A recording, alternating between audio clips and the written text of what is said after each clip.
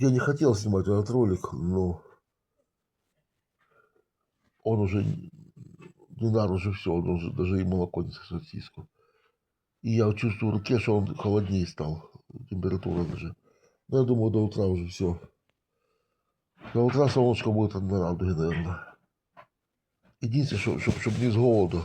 Он на ногах не держится, падает прямо на бок. Мама, точнее не мама, а мачеха его пытается там вылезать, потому что я кормил его молоком со шприца, чтобы он хотя бы не с голоду умер, понимаете, чтобы хотя бы не с голоду. Потому что он сиську не сосет уже. И вот хмарочка, видите, как. Что может тоже делает кошка. Ну, половина молока вытекла мне на колени.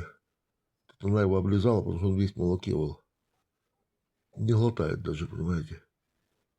А то, что мне говорили, написали, вернее, что покажу я к врачу, ну вы не спешите смешных. Ну, какой к врачу? Эмбрион нести к врачу. Куда его? На обследование ложить. Что там обследовать? Он родился таким. Я заранее не хороню, конечно, он еще живой, но думаю, что это последнее видео уже. И вес потерял. Я положил на весы.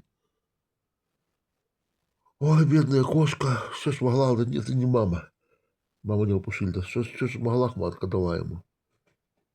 Но он не сосет молоко, падает на бок сразу, даже на ногах не пытается стоять. Ладно, грустное видео, все. Что еще попробую покормить его, чтобы хотя бы не с голоду умер, понимаете? Хотя бы сделать, ну, хотя бы не с голоду, чтобы, если даже умрет, то чтобы не мучился ребенок.